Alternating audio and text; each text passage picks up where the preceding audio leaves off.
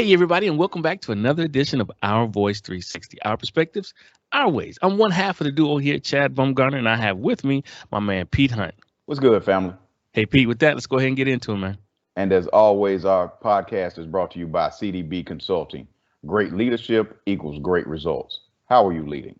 And also, folks, if there's something you want to hear, a specific topic you want us to weigh in on, get our thoughts, views, opinions about, or if you want to tell us how we're doing or how we can get better, remember, this platform is for you to enlighten and entertain and engage the audience of the black and brown people to let you know what's going on in our environments and what we need to do about it. So if you have any ideas or if you have any thoughts, views, and opinions, please do not hesitate to drop us a line at our email at ourvoice360@gmail.com. That's ourvoice360@gmail.com. All right, guys, let's get into it. Today, we've got two really big topics. First off, we're going to start out with WNBA star Brittany Griner. And it looks like she's been arrested in Russia on drug charges. It appears they found cartridges that were identified as containing oil derived from cannabis. She's facing a maximum of 10 years. And it's going to be interesting to see how this plays out. Now, the WNBA is fully behind her. They support her. They're going to do, supposedly, they're working every angle to do what they can to get her home. So we're going to dive a little bit deeper into that. Next topic we're going to talk about is a really big one. Ryan Coogler, the director of Black Panther. He is currently here in Atlanta, Georgia, filming the sequel to the Black Panther. Apparently, he went into the bank to make a withdrawal and winded up getting arrested. So, what's up with that? We'll get into it. We'll definitely get into it. And I think we have one more topic. I don't know if we're going to get to it today, folks. If we don't, we're going to have to touch it next week. But we need to discuss the lynching bill that has finally been passed. So again, if we don't touch it today, we'll definitely touch it next week because we as a people need to understand and know what that bill is about and how it's going to either help us or hurt us. All right, Pete. Yes, sir. Brittany Griner, WNBA All-Star. Again, arrested last month at Moscow airport at Russia authorities, and they did a search of her luggage. And like I said in earlier, they found cartridges where it was identified that they were containing oil derived from cannabis. Again, which can carry a maximum of 10 years in prison. The Customs Service identified the person and arrested as a player for the U.S. women's team and didn't specify the date of the arrest. So Russian media reported that the player Griner and her agent Lindsay Kolis did not dispute the reports. Now, why was she over there? Because she plays over there, just like a lot of United States women's professional women's basketball team members do in the winter time. You know, on their off season, they go over there in other countries to play. But again, she was stopped at the airport with this information. I mean, with this these cartridges and arrested. Now, it's funny, like you said, Pete, that she's been arrested for several weeks, but it's just now coming up in the U.S. media. Right. You know, how does this happen? Because usually, I don't know, I cannot talk today. Usually, the U.S. media is pretty much on top of things when it comes to U.S. being in foreign soil and things that have happened to them. This was 3 weeks. Yeah. For this, because it's been about 2 weeks now since we've known about it. Since we've known here. But she was locked up well before the 2 weeks that we knew. Okay. Right. Yeah. She was locked up 3 weeks before we found out. So she was she's almost been in a good month, almost a month and a half. Yeah. And and I'm not sure if we find out now if the Russian media doesn't tell everybody. I'm not sure if we know now. Because the report came out by the Russian media. They were the ones who gave the worldwide report that they had Brittany Griner locked up. But they, like in the article said from CNN.com, ABC News, it said they never reported No, excuse me. They they never specified the date of the Mm, arrest. mm. They just But said we got him. but again, from what I gathered when it first initially uh, came out, was that she had been locked up for 3 weeks. She was locked up 3 weeks before. Mm, So again, it's people need to realize that our laws are not other countries' laws. right. People are in an uproar where why it's just a little bit of a CBD oil that why they got her. Russia's laws are not our laws. You know what? I feel like a lot of Americans when they travel abroad, and it makes sense why a lot of people outside of America think we are arrogant because we feel like we can go anywhere and do anything we want because we're Americans. Now, I'm not necessarily saying this was Brittany's attitude or mentality, but Mhm. like we were discussing off air, when in Rome, do as the Romans. You need to be aware or abreast Of their of what you laws. can and cannot do. Right, Exactly. Yeah. right, I mean, because if you go to some countries, you get your hands chopped off. right. You go to jail, and you go to jail here. You may go somewhere else overseas, and you steal something, and your left hand is gone True, as a result. true. So again, you must know what the laws are in whatever particular country that you're going to. I agree. Another issue with this is why does this woman have to go overseas to earn extra money to live? See, this goes back to the U.S. women's soccer team when they were talking about equal pay, Mm-hmm. as Mm-hmm. opposed to their male counterparts. Mm-hmm. And they had an excellent point. We have way more people in the stands. We have way more support nationally and internationally than the U.S. Right. men's soccer team. Right. So Right. why is it that they're getting paid more when they are crap and we're superior? But we should get fair. And the right. same, like you said, I'm just saying that because Mm-hmm. it relates to the WNBA Right. accordingly. Right. And the leg that the U.S. women's soccer team had on was what you just said on their pay because they're more popular. They put more butts in the seats. Yeah, and they win more. And they win more than the men's, which Yeah. is totally right. But in this case, the WNBA doesn't draw a big number. Hmm. They don't have a really good television contract, Right. and they don't, like I said, they don't garner the money of the NBA, of course. So that's not really a fair comparison as far Okay. as Okay. NBA to WNBA. Okay. Or to the USA women and the USA men because the women generate the most money. They generate the most money when That's it comes true. to soccer. That is true. But in basketball is totally different. Well, I think it's So different because the lack of exposure. There's a lot of young exactly. girls and women that love, the sport of Mm. basketball, but it's not But as feasible as the NBA. of course, yeah, because I mean the WNBA is not global. It's not a situation where it's global. But my thing is this: if you can't run a league that you can play your professional athletes enough money that they don't have to go to other places Yeah. and work, I don't know if you need to have that league. And this is the most famous women's basketball league in the world. And I think the top athlete at the time of Brittany's arrest, I think she was the second or either third highest paid player in the league at she's not even making $300,000. Yeah, a lot of the top players, if they're really making money, is endorsements. Yeah, yes, off the court stuff because I think like I said, I think she's either second or third highest paid player in the WNBA, and she's not even making $300,000. But she can go to Russia and make seven figures. Right.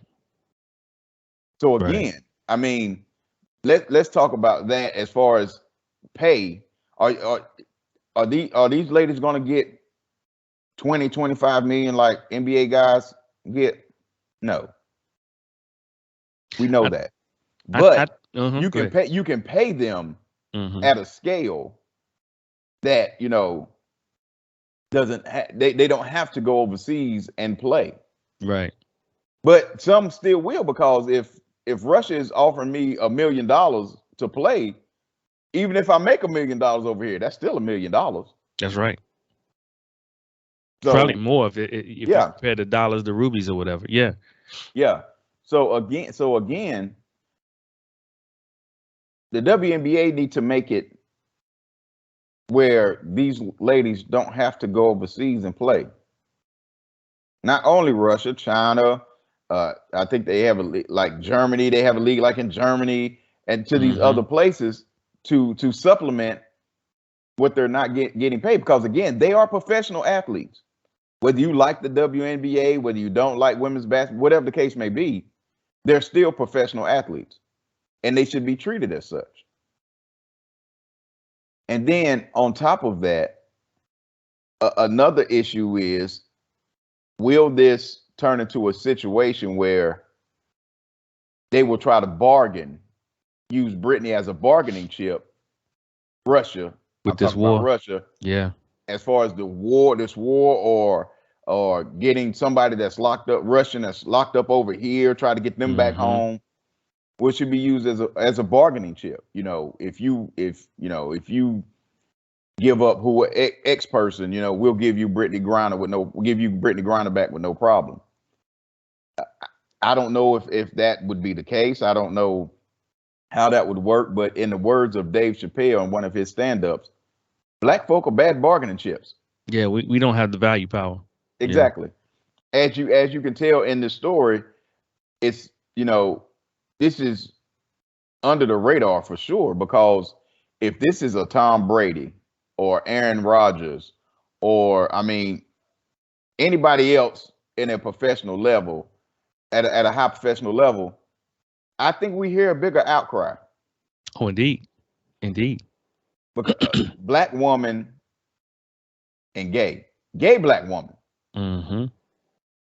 lesbian black woman we good. We'll keep you. You know, we'll talk about it every now and again. You know, we might, you know, write a little article about it, but there's no widespread, you know, we need to get her out of Russia. Exactly. You know, type of situation. Because see, in a lot of countries, that lifestyle is shunned upon, especially outside of the United States. And then again, number two, she is a black woman. And then number three, and they didn't dispute it. Like the article says, she had these cartridges with some oil of cannabis descent, or, you know, whatever. So that's 3-4 strikes right there. Right. Yeah. So off the rip. Yeah. Yeah. So I hope the sister is doing well, and I hope that they are treating her well, because we're not getting a lot of information on how she's being treated, where she's at, where she is, or anything like that. The only thing that we've seen is the videotape of her getting at the airport, being detained. Right. That's the only thing that we've seen. Go ahead, Pete.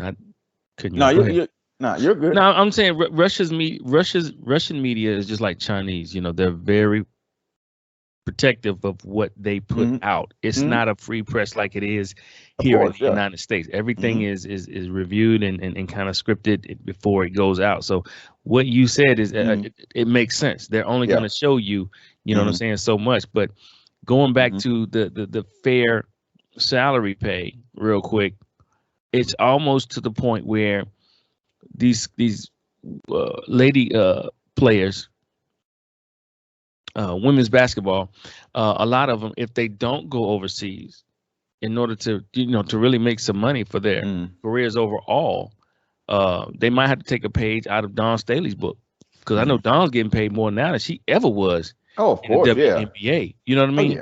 Oh yeah, for sure. As a coach, and I mean, she just re-upped her deal. She just got re-signed, and I think as of now, she's the highest paid women's coach in college basketball. So yeah, I mean, there are definitely other avenues, but they shouldn't have to do that. Yeah, they shouldn't have to do that. Right. But but it would be hard for them to coach and play at the same time. You see what I'm saying? Yeah. I'm just saying they might have to leave the game. Yeah, exactly. Yeah. Exactly. And then even in that, even if they leave the game, I mean, they're not going to start out. In most cases, they're not going to walk into a head coaching position at any university. I mean, you know what I'm saying? Without being an assistant first, right? Or this, work that, and your the third. way up. Yeah, you work your way up. So, but yeah, I hate it for the sister, and like I said, I hope that she's being treated well. And like I said before, it's just sad that the reporting and the sense of urgency is not there, because if it was anybody else, I guarantee you, if it was, I mean, not only white players, if it was LeBron, if it was Steph Curry, Yeah. you know what I'm saying? Mm-hmm. I mean, there would be, every day. I mean, it would be a split screen, the war, and can we get LeBron James back? Right. The ticker that goes across the right. bottom. Right. Yeah. The latest on LeBron. Exactly. And we're not getting this with Brittany Griner, and that's sad. And I mean, we know why. I mean, there's multiple reasons why, but I just hope that that she's okay and she's been treated, healthy, and right. and she's been treated fairly. She's been treated fairly and being treated well. Because again, over there, it's different. It is. You may not be getting 3 meals a day. You may not. I mean, you see what I'm saying? I do. So I mean, and with all this, and now we're in the midst of this, in the middle of this war between Ukraine and Russia. They may be treating her some type of way. They might, because of that. Because again, they spoke to her wife, had given a statement. Brittany Griner's wife, and she was like, "Well, I only know kind of what y'all know." I mean, you know what I'm saying? And another thing with that was, and it may be in a situation where she was contacted and it was like, okay, you speak about this. Exactly. So for her not to come out knowing that her significant other was not there home for 3 weeks, and she says nothing, there's no outcry, she doesn't say anything to the media, anything, that further lets you know that this situation is serious. Yeah. That she didn't say anything. And as far as I know, the WNBA even knew. Yeah. To a certain extent. The WNBA knew, and they didn't say anything. Yeah. So that, like I said, that lets you know how serious this is. True. Because if they say anything out of turn, it could be done. It could be. We may never see her again. Right. It could be bad for Brittany. Yeah. Right. Yeah, it could be. Yeah. Yeah. So. I just hate that Brittany did not do her due diligence with that. Yeah. Going over there. Yeah. And like I said, if that's the case, if like I said, they're not refuting it. Right. So if that's the only reason why I said that. They're not refuting. I'm like, come on, Britt, use your head. Come on. Yeah. So if that is the truth, and what the Russian media is reporting, if that's the truth, right? Like you said, Chad, you have to know. Other countries' laws are not our laws. You're not going to get a slap on the wrist. And especially with you being black, you can't expect the country of United States to come running to your rescue. You just cannot. At all. So again, like I said, Chad, you must be on top of things when it comes to other countries' laws. And she may have done this as long as she's been going to Russia to play. Just never got caught. Yeah. And just never got caught. Yeah. And in this particular time, she happened to get caught in one of the worst possible situations. Right. The timing is horrible. Awful. The timing is awful for her to get caught. Yeah. Indeed. Yeah. But prayers and blessings go out for Brittany Griner. Like you said, we're just praying that they're taking care of her. She's healthy, and that she doesn't get involved in some kind of crazy ordeal with the war. Right. You know what I'm saying? Right. Or anything of that nature. But all right. Let's move on to the next topic. Ryan Coogler. Again, like I said earlier, he is the writer and director of Black Panther. He's also working on the sequel here in Atlanta, Georgia. The brother went into the bank, attempted to make a withdrawal from his account with Bank of America. Now, For our viewers and listeners, I'm not sure if you are aware or know this, but anytime you try to make a withdrawal over a certain amount, an alarm will come up on your account, and the teller will have to get the manager to approve the withdrawal because it's, over, let's face it, anything over 10K, you're going to get flagged and you're going to have to bring the manager out and they're going to have to ensure that you are who you say you are, because that's considered a large amount of money. Mm-hmm. All right, well, let's just put that in context. So Ryan goes in, right? Now, again, for the listeners and viewers, anytime you go make a withdrawal, you go into the bank physically and you go to the desk and you say, hey, I would like to make a withdrawal, right? So when you say that, you and I both know at minimum, the first two things that you're going to have to, give the teller is your ID and your bank card, right? ID and bank card. All right. So Ryan Coogler was trying to get out, I think about $12,000. Yeah, it was 12,000. Yeah, he's trying to get out $12,000. Hold on, Chad. Let me Oh, pause. please, Right okay. let me pause. Let me pause. I know this is your go ahead. No. I don't want to. No, because I want to put some things in context that you kind of left out. Oh, okay. No. He didn't walk up to the teller and say, I want X amount of dollars. Mm-hmm. He went to the desk, wrote out a withdrawal slip, which you have to put your name, yes, and all your pertinent information on the withdrawal slip with the money, with the amount number, of everything, account number, all of that stuff with the money, or monies that you want to be withdrawn out of your account. So you physically put down your name, account number, how much money you want, and whatever pertinent information that's needed. Because banks are different. So whatever pertinent information that you need to put on the withdrawal slip. Come on, Pete. Come on. This is what you pass to the teller. Okay, right. Go ahead, Chad, because I got a lot to say, but go ahead and finish. I just need to put that out there because it wasn't a situation where he just walked up to the teller and was like, I need 12 grand. I need 12 racks. Give me 12 racks. And I'll be on my way. That's extremely important that the withdrawal slip was written out. And you have to give your pertinent information and the amount of money that you want withdraw. Proceed, Chad. Okay. Well, because the amount was over 10K, like I said earlier, it will flag your account. So that it flagged his account. The teller went to her supervisor. Right. Here's where it gets fishy. The teller went to her supervisor, and she thought that Ryan Coogler was trying to rob the bank. Coogler had a written note on the back of his withdrawal slip, like Pete said, stating that he wanted the money to be counted discreetly. Then he wanted to be given the amount according to the report. So, go ahead, Pete. I'm okay. Go ahead. Is the floor mine? The floor is yours, brother. I just wanted to. Okay. Yeah. Okay. No. Okay. Yeah.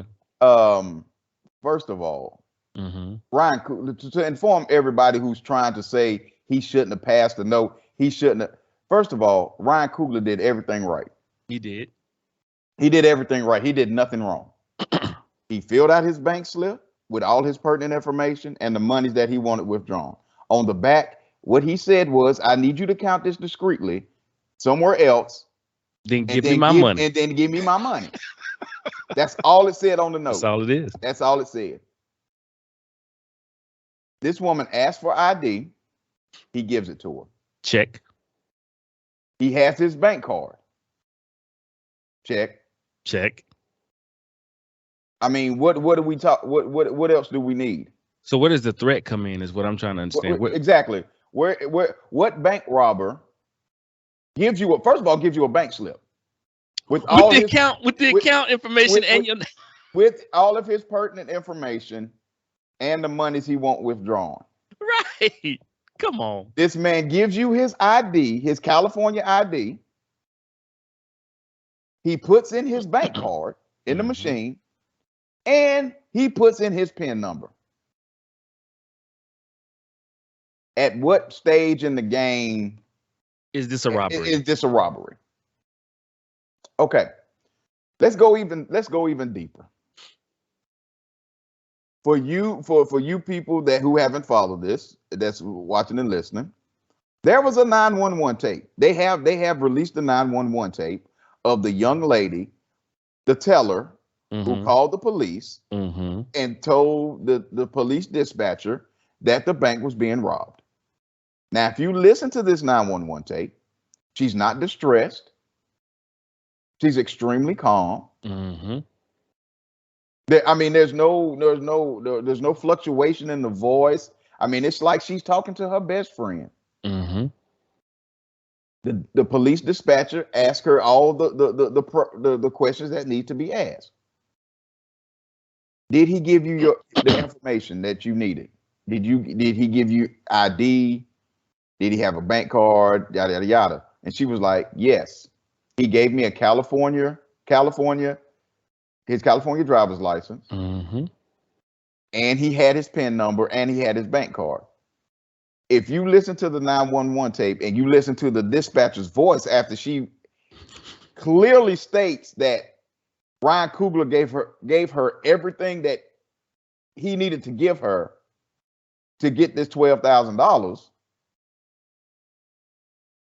the 911 dispatcher, her voice is like, okay, did you verify his information with the bank account information? Right. And she said, and the teller said no. And she and the dispatcher was like, yeah, the dispatcher was like, okay, so you didn't run his information to compare it to what's on file. To what's on file. Right. And so she was like, okay, this is not, you could hear the angst in her voice, like, I don't know if this guy was trying to rob the bank. She said, but I sent a patrol out there anyway. To do her job. That's her job. Now, let me add this. When the police arrived, now Ryan Coogler's in the bank, but two of his colleagues are outside in the car waiting. Okay. Right. When the cops arrive, they take the two colleagues and arrest them and put them in the back of the police car. But no, we're not going to say they arrested them. They detained them. They detained them. My bad. Yeah. Because language is important. Yeah, language is important. They were detained. They detained them and put them in the back of the car. But proceed. Yeah. I just want to let people. Yeah. The police came up and detained the male driver, which was Ryan Coogler's driver, and a female that was in the car with them. So they detained them on the outside after they gave them the information who Ryan Coogler was, why he was in the bank, and what he was doing there at the bank. Which is there's no law that you have to tell the police anything. Right. So the police got extra information that they actually really didn't need to have. But they detained them anyway. Yeah. So at that stage, they're hemming and hawing, waiting for the police to come. So they're telling Ryan Coogler, we're getting it done. We're going to get your money, yada, yada, yada, until the police show up. Police show up, guns drawn. No questions, no. First of all, as an officer, if you walk into a situation, if you're able to just walk into the bank, there's nobody robbing the bank. Come on now. Right, because number one, you couldn't walk into a bank that is being robbed because usually they will lock the doors. Yeah, to keep people from coming in. If you're trying to rob. And as a police officer, when you're coming in, guns drawn, and you're noticing there's nobody on the ground, there's nobody frantic, people just going about their day. Yeah. Don't that sound fishy to you? But no, it's Ryan Coogler, black man at this point. All bets are off. So again, our skin is our biggest weapon, according to the world. Right. Our skin is so of course, they're going to come in once the dispatcher said it was a black male. Once they got that information, that's all they needed. That's all they needed. Yeah. It was on and popping. It was going to be on and popping. We here to go shoot somebody today. But anyway, they come, if you watch the video, they come in guns drawn, they don't ask Ryan Coogler anything because Ryan Coogler, his back is to the police officers. Mm-hmm. He's still standing at the teller window. He's still standing there, waiting for his money. And luckily, this brother was like, okay. They were like, well, we're going to detain you. And he was like, okay, turned his back, put his hand behind his back. This brother's smart. He understands. Mm-hmm. If he would have flinched or turned wrong or whatever, it'd have been a bad day. It's going to be a bad day. And now Bank of America is going to be paying all this money out for something that should have been avoided because there was nothing done wrong. Right. They detained Ryan Coogler. If you've watched the video from the perspective of the body cam video of one of the officers, he's like, what's going on? This, that, and the third, yada, yada, yada. And they get it rectified. He said this happened in January. So he's talked to Bank of America and whatever Bank of America and him and Ryan Coogler talked about. He felt satisfied and he's moved on from the situation. He's better than me. He's better than me. But getting back to the story, it's not a story, the real life incident. This is what this black woman read when he passed her the note. Now, for those who are listening and watching, the black woman it was the teller who was the black woman, Ryan the black Coogler's woman account at the time. Black woman who's the teller at the time. He passes her the note that says, "Please count my money discreetly, and then you give me my money." That's what the note said. Now, what bank robber says, "Please count my money discreetly"? Yeah. Most bank robbers would be like, "Give me all the money, and if you say anything, I'm gonna kill you." Okay. That's what the note said. Right. This is what she read when she saw the note. Give me all your money. That's what she read. That's what she read. And the reason she read that, and I'm just guesstimating and I'm just assuming. Right. This is what her thought process was. There is no way this black man, the way he's dressed and the way has this kind of money. Has this kind of money to be with. So he has to be trying to rob us of 12,000. I'm gonna be specific as a bank robber. I'm not gonna say give me all my. I need just 12,000. I just need $12,000. You see how this is sounding, Chad? As the old folks say, all your skin folk ain't your kinfolk. Ain't your kinfolk. Mm. Yeah. People must understand in this, black folk have been conditioned to racial profile as well. That's true. That is true. We have been conditioned to racial profile as well. So again, instead of this young lady running Ryan Coogler's information, verifying it, and verifying that he has this money, that all his records are clean, or what I'm saying, his ID, the banking account, the PIN number, the bank card, all of this is on the up and up. Instead of doing that, she automatically assumed that there's no way this black man can be withdrawing $12,000 cash out of an account. Right. That's her thought process. Mm-hmm. That's why she immediately goes to, he's trying to rob the bank.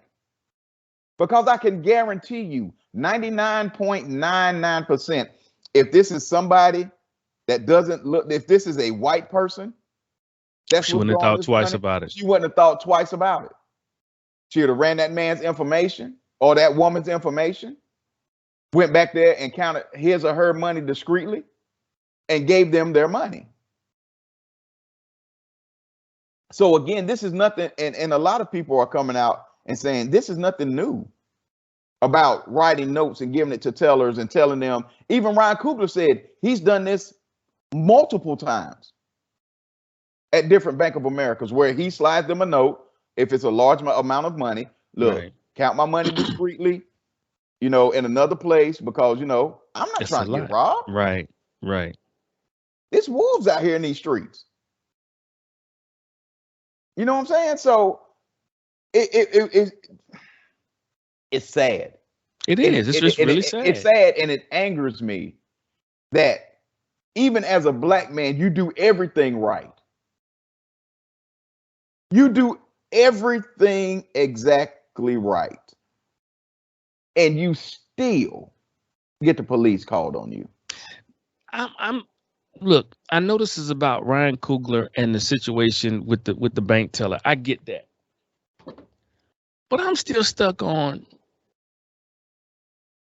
why was he handcuffed? No questions asked. No. Right. I mean, when the cops get to the scene, I can even understand the police trying to, get to the bottom of the situation. Even asking Ryan, hey, do you have any weapons on you? Nothing was asked. Nothing. Because I understand you want to protect yourself and the people around you. I even get that. I'm going to give you that as an officer. But why were you detained? Why couldn't we have escorted him back to the manager's office and hashed all of this out? Mm-mm. Why did he have to be detained? Why did he have to be not locked up? Why did he have to be detained, handcuffed until things got sorted out? Because that's what happens to black men, women, and children. We're detained before we have to be detained before we are asked questions. That's par for the course, Chad. We have to be detained first because we're uncontrollable animals that's out here in the wild, and we might go crazy. And you had cops show up, guns drawn. Mm-hmm. Walk into the bank. There's no commotion. There's no frantic going on. Nothing. You just see a black man standing. Guns drawn. You see a black man standing at the teller counter, waiting for his money. Because guess what? When the 911 dispatcher, like I said earlier, when her first description was, and I guarantee you this, I didn't hear it, but I can guarantee you the first thing she said, black male. And see, once black male is said, all bets are off. It's like when you try to, like I said earlier, when you try to go in and make a withdrawal with 10,000 over hot flags your account. The words black male is the flag. There you go. When you say black male, yep. That's all we need to know. That's all we need to know. And now our whole mindset has changed. Now we're thinking threat. No matter what the situation is, them walking into that bank, and by the way, the one officer that detained him was black. Okay. His first thought process, even as a black man, my first thought process when I hear black male is threat. So they walk into the bank with, and should they walk in with with the information they were given? Yeah, I get that. But once you, as an officer, walk into a situation and there's nothing crazy going on, there's calm. There's no threat. There's no threats over. The man is not yelling. He's not being irate. He's not being belligerent. He's just standing there waiting for his money. At that point, you need to look at the situation and be like, okay, this may not be a bank robbery. Why don't we, and I'm the police officer right now, why don't we escort Mr. Coogler to the manager's office? No, let's sort this out. No, I have to prove a point. Remind again, Chad, we are black men and black women and black children. There has to be a point to be made. Because you know what? I can't get the answers from you unless I detain you. That's the mindset. Because if that was anybody else, and I was thinking about that. If this was a conversation, if this was a white man in a suit, and he was wrongfully accused by the teller, just like Ryan was wrongfully accused by the teller, and the police got there, they would have assessed the situation, put those guns away, and said, "Hey, let's go somewhere where we can talk and get this all resolved." But because it's a black man, and I don't even know how he was dressed, but because of how he was dressed, Bro, It had to be taken. It had to be rectified on the scene with the guns drawn. It wouldn't have mattered if he had a suit on. It wouldn't have mattered. He could have had on the finest custom-made Gucci suit with the red bottoms on. It wouldn't have mattered. Suspect is black man. Automatic threat. No matter what the situation is.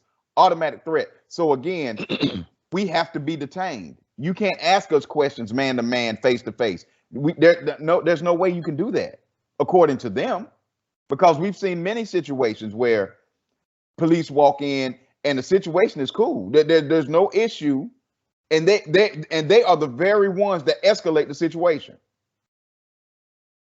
They are the ones that escalate it, and then that gives them a reason to do what they do. To do what they do. When they're supposed to be trained to de-escalate. There you go. No, they're not trained to de-escalate anything. They come there with the intentions, especially when it comes to black people. They come there with the intentions. We get ready to whoop some. Yeah, come on now. We've seen it happen too many. We've seen it happen too many times, Chad. We've seen it happen too many times where white people can have guns and knives and swords and machetes, and the police officer runs. Yeah. They don't even pull their gun out. They start running. We've seen white dudes beat up police officers and take their gun and take their patrol cars. Yes. And drive off in their patrol car that they pulled up in. Yep. That is true. We've seen that happen. Facts.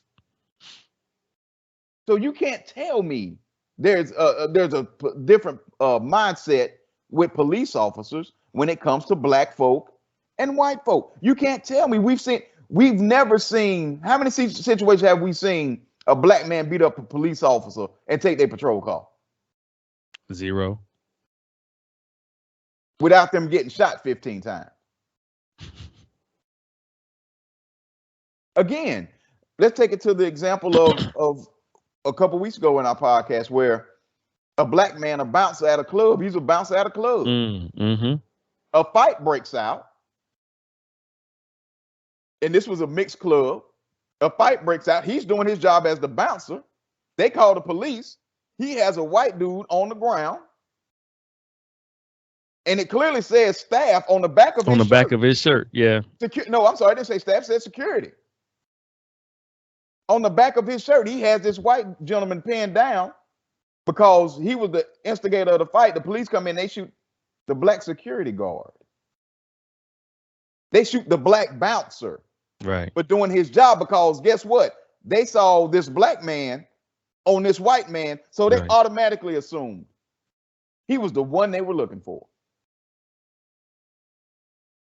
I mean, we've seen it countless times. A couple weeks back, Chad, with the young black man, the young black kid, and the white kid in the mall.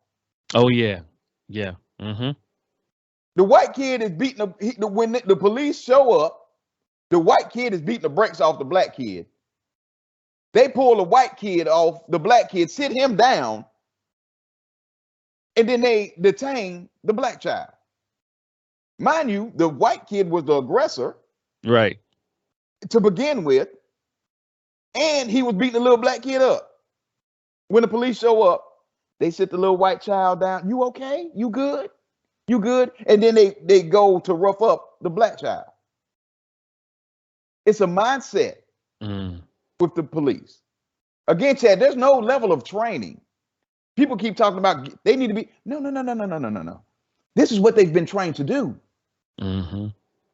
It's like someone I heard say, the system's broken. He said, no, the system's not broken. The system is working the way it was designed to work. And we keep mentioning this, and I think it sounds like every podcast. Yeah. Police is based off slave patrols. Modern day policing is based off, their route is based off slave patrols. Right. What did slave patrols do? They went and captured and either killed and or returned slaves to their slave owners. The black slave owners, the black slaves back to the white slave owners. Mm-hmm. That's the root of modern day policing. and it hasn't changed from Since its inception. It hasn't changed. So there's no way that you can even, like I said, even with black police officers, that's their mindset. Is if it's somebody black, we must detain because these black folk are wild animals, and they have to be detained for us to get this information settled. The funny thing about this, and I don't want to get too far off of Ryan Coogler's situation, but the funny thing is that a lot of African American cops really don't see or don't want to see, let me say that, what you and I are saying when they become cops until they are in plain clothes and they get roughed up by cops. And they even tell them, look, I'm a cop. And they're not even believed. Right. I don't care nothing about that. Until credentials are run. I would tell you a situation. I would tell you something, a situation, but it's too personal, and I don't want to put nobody's business in the street. But I'm just saying, that the eyes usually open. Yeah. And a black police officers in plain clothes and they get roughed up or stopped or whatever. And it really makes them think. It's like, yo, we've been telling you this the whole time. But for some reason, y'all change. A lot of y'all change when y'all put on that suit. Well, I mean, for people who don't believe us, it's a video out where a black police officer gets pulled over by his own fellow officers in his time. I can't remember the city, but the city was big enough where it was kind of like Atlanta, where it's so many officers, they don't really know each other. That the city is so big, they don't really, they have different precincts, and this precinct don't know this precinct, or this, that, or the sheriff's department and the city police, they don't get along, and they don't really know each other. So it's a black officer who this happens to, and he gets pulled over by his own constituents, the people in his own police department. And they treated him like they would treat us. He was like, I'm a police officer. And they were like, and what that mean to us? And then he goes on the video after he gets done with them, and they find out he's an actual police officer, yada, yada, yada, whatever. And they move forward. He puts on a video out saying, I get it now. See, and that's what I'm saying. It takes that for them to. Yeah. I get it now. Wow. This is how black people, bro, it's sitting there right in front of your face. You can't tell me you haven't been in a situation with a white officer or another black officer where they've roughed up somebody black and you just stood there and watched. That's just as bad as being involved. Exactly. But they protect their own. So, that's another story for another day. But back to Ryan Coogler, again, him being a black man was the threat the whole time. Him being black set the teller off because all your skin folk ain't your kin folk. And plus, like you said earlier, a lot of us have been conditioned to treat racial, to discriminate and racial profile against their our own. Against our own. So instead of running this man's information to his account, your first thought was he must be robbing the bank, even though he gave you all the name, account number, PIN number, ID, and bank card. That's 5 things. 5 things I gave you. And put a note on the back saying how I would like the money. Yeah. Count it and give it to me. Count it discreetly and just give me my money. That's all I need for you to do. I don't need you. See, but again, conditioned mindset is there's no way this black man has $12,000 in this account that he can take out. So he must be robbing the bank. And I don't like to call people dumb. Well, but that's just dumb to me. That's just not even thinking logically, because even if you had thoughts, you run his information first, and then you're like, oh, this is not matching up. This is not matching up. And then even in that, he's still not trying to rob the bank. He hadn't run off. He's not looking crazy. Like, hurry up. He's just standing there waiting.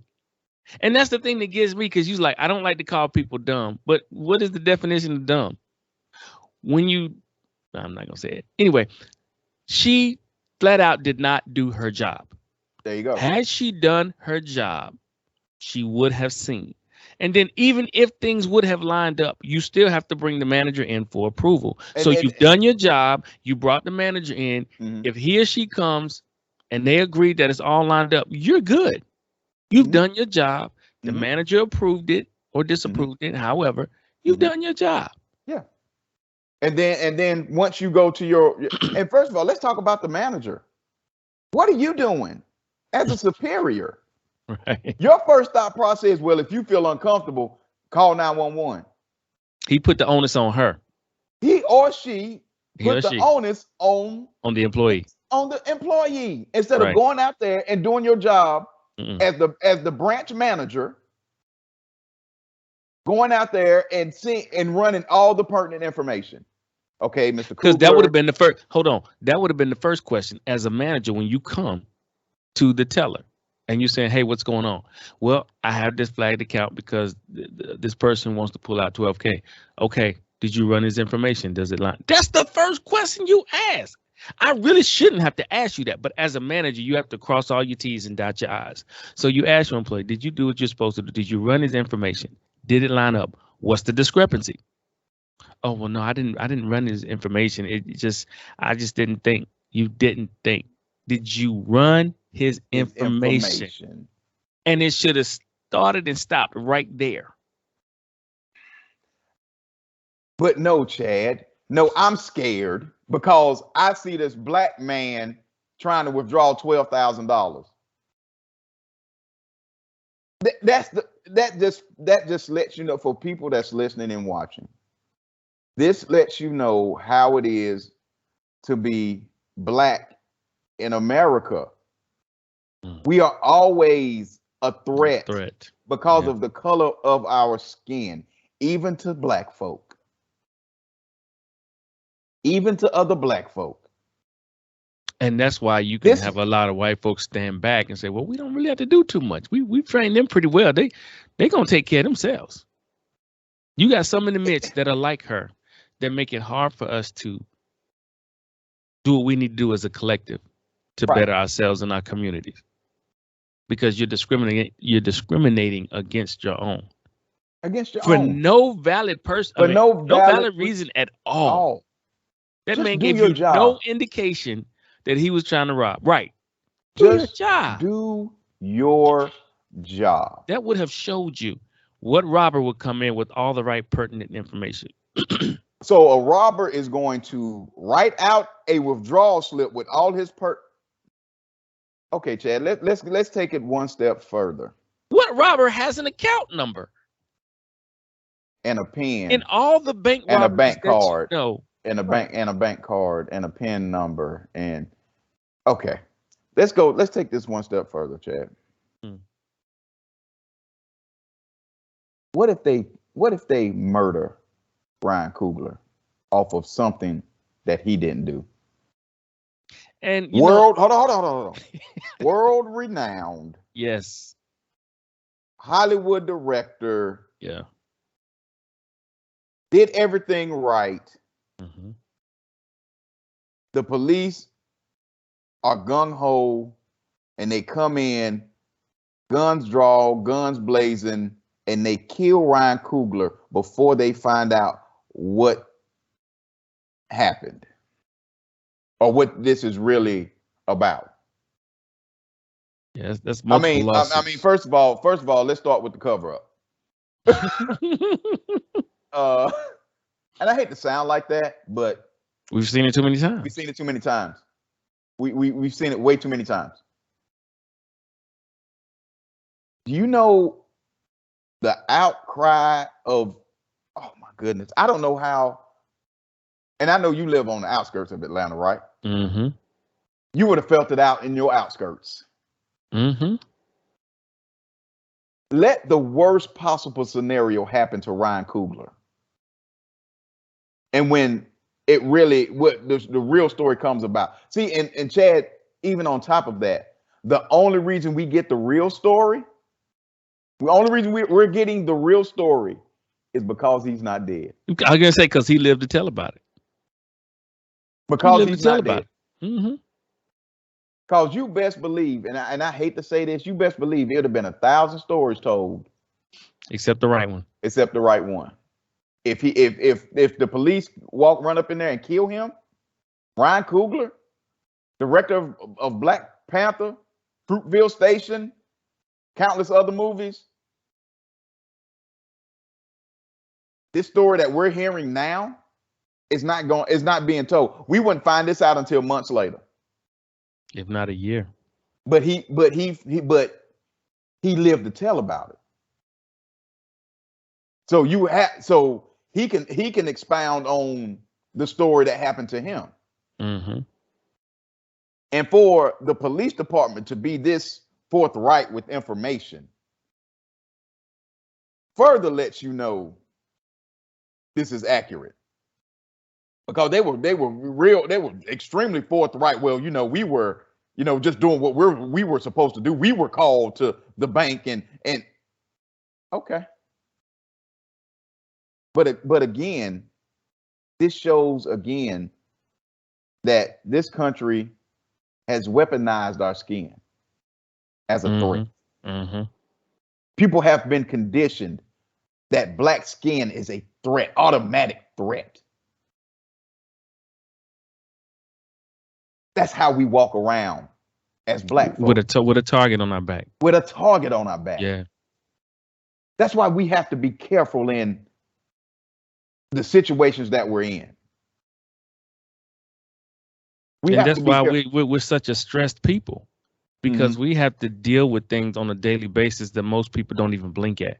Yeah, they're not even aware until some of them really want to understand, and you make them aware, and then they get frustrated, like, "Oh my God, this is frustrating." Yeah, imagine living that 24 hours a day, all of your life, from the time you come out the womb to the time they put you 6 feet under. Yep. Imagine that. Imagine having to live under that stress, knowing a lot of situations that you walk into that you really have to pay attention to what you do, how you do it, what you say, and how you say it. Yeah. And even after that, look at Ryan Coogler, excuse me. Even after all of that, sometimes it still don't matter. Sometimes I had a conversation with somebody and they was like, when you get pulled over, I'm like, I teach my kids to do, keep your hands on the steering wheel. Good talk. Yeah. And then a buddy of mine was like, Chad, we see out here today, you can still do everything right, still get shot in the head, or still get pulled out your car and whooped or beat.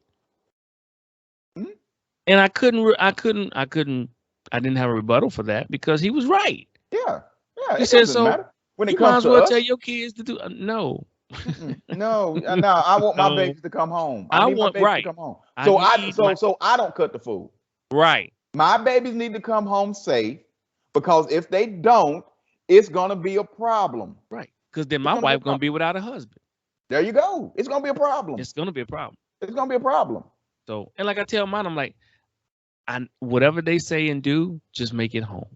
Because once you make it home, me and mommy can fight the battle. We can go get a lawyer. We can go do whatever we need to do, and we can fight this battle. We just need you to come home, because whatever happens, we can recover from it as long as you get home safe. Right. And see, don't be the hero. And that's sad, Chad, because a lot of black folk have been locked up because their mindset is, I just want to get home, instead of thinking, why is this police officer doing this to me? Because there's things that you can ask these police officers. They may not like it.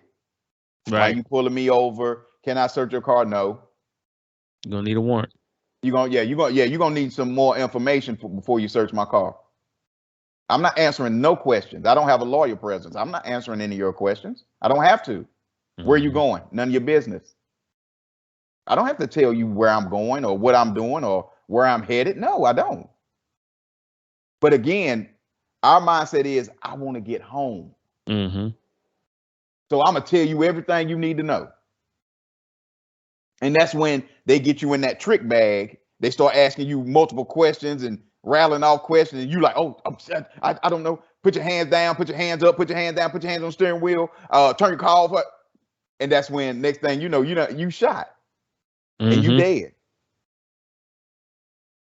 You're shot and you're dead. Saw the bits, and I know you were kind of getting off Ryan Coogler, but I saw the video yesterday. Somebody posted it on Twitter, where I don't know if you remember, it was before the pandemic, where the young brother and whoever was in the car was pulled over at a gas station, and whoever was in the car with them started recording the police officer giving instructions to the young brother that was driving. And he told him he already had his gun pointed, cocked sideways. He had it turned sideways. So you know what it was about to be. Mm-hmm. So he told the young brother, turn off your car. And so when the young brother went to turn off his car, he said, he got a gun. He has a gun. He has a gun. And the young brother was like, I don't have a gun. And the only reason he didn't shoot because he was being recorded. The only reason he didn't shoot him was because the passenger was recording him. Mm-hmm. And he was like, he has a gun, he has a gun. He's like, I don't have a gun. He said, you just told me to turn my engine off. And so the young brother was smart. He stuck his hands outside of the car. Mm-hmm. And the cop was like, turn your car off. He was like, nope. My hands are in the air, sir. Take your seatbelt off. Nope. My hands are going to be outside of this car. I'm not. He said, he was like, I'm not going to give you a reason to shoot me. He said, you're trying to shoot me. He said, you really want to shoot me, don't you? Put your hands in the car. And he was giving him all these instructions. Right. Yeah, to do so he could shoot. And the young brother was smart. He was like, nope. My hands are going to be outside of this car because you want to kill me. You want to kill me because, Chad, if you see the video, I mean, he has the gun turned sideways, finger on the trigger. He's ready to blast. And so he's throwing all these instructions out to this young man, but this young man is smart. He just had his hands out the door, out the window. No, sir, you're not going to shoot me today. I'm not doing anything. He said, if you want the car shut off, you reach in here and cut it off. And then the officer had the nerve to say, well, all you got to do is just pull off. Just pull. When you get to that point, Chad, when you are really trying to kill this young man. First of all, you said he had a gun. I mean, but that's what we have to deal with. Mm-hmm. When we get pulled over by the police, that's the stuff that we deal with. And luckily, that person in the passenger seat was recording. If he and or she is not recording, I guarantee you that ends a different way. I guarantee you that ends different. That young man is dead because he had already set him up. He got a gun in the car. He got a gun in the car. You see what I'm saying? Mm-hmm. So that's the stuff that we deal with. And then, that's right in line with this Ryan Coogler situation. Those officers could have easily turned that situation into something crazy. But again, they got body cams on. And if they go out of their way and do something crazy, not knowing who he is, because at that point, there's no way they know that's Ryan Coogler. Right. They don't know that's Ryan Coogler. Because everybody's wearing face masks still. Yeah, you know what I'm saying? He had on a N95 mask, right, and some shades and a hat. So they don't know that's Ryan Coogler. So imagine that body cam footage comes out, and they go in there, guns blazing, they shoot Ryan Coogler, and then okay, that's how I'm gonna leave it with that. I'm about to say, Pete, let's move on. Yeah, the only reason we got the true story is because Ryan Coogler lived to tell about it. Yep. He lived to tell about it. That's true. Yep. That's true. So, folks, something for y'all to think about, talk about at the water cooler, at the barbershop. It could have been a really bad situation, but thank God it turned out okay. Yeah. Yep. Thank God it turned out okay. Yep. All right, folks, we're going to move on to our Black inventor. Now, this is kind of interesting. It's going to be short and sweet because they don't have a lot of information on her because it was in 1826. Mm-hmm. But the lady's name is Judy Reed, R-E-E-D, Judy Reed. And so little is known about Judy Reed. She's considered to be the first African-American woman to receive a United States patent. So in January of 1884, Reed applied for a patent on her dough kneader and roller. The application was for an for an improved design on an existing dough kneader. And we're talking about dough, like dough that you make bread or, donuts with, So Reed's device allowed the dough to be mixed more evenly as it progressed through two intermeshed rollers carved with corrugated slats that would act as kneaders. The dough then passed into a covered receptacle to protect the dough from dust and other particles in the air. On September 23rd, 1884, Reed received patent number 305,474 for her invention. There is no record of her life beyond this document. Since women sometimes use their first and or middle initials when signing documents, often to disguise their gender, and patent applications didn't require the applicant to indicate his or her race, it's unknown if there are earlier African American women inventors before Reed. So, Judy Reed, considered to be the first African American woman to receive a United States patent. So kudos for her. And like they said, it could be more, but because, they had to use their initials, I guess that's something we'll never know. Yeah. And again, I still got to say it. Please do. Oh, man, we are great people, man. We are great people. Getting patents, first patents, we great. Yeah, that's a beautiful thing. I'm telling you. Beautiful thing. 1884. Yeah. Wow. All right, moving on to the book of the week. I think this is pretty good. I got this off of, I was watching a Roland Martin segment. And he's talking about the importance of the black press. And we don't realize how important it is for people like us to tell our side of the stories and events as they happen and as they happen.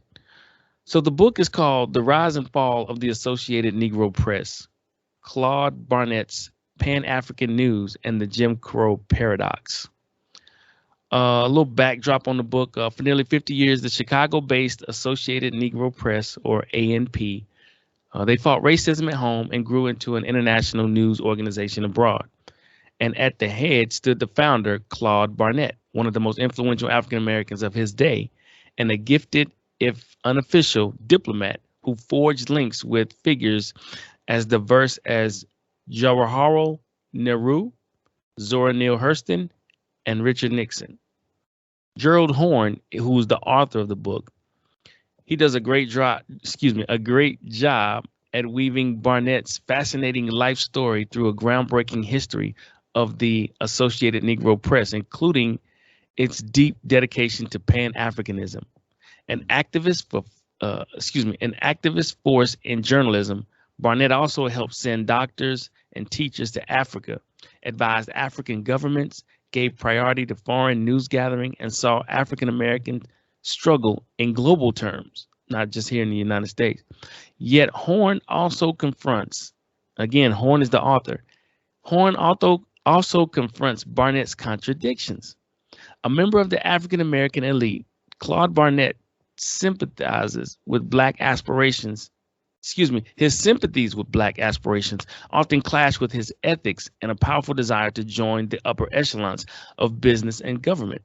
In the end, Barnett's activist success undid his work.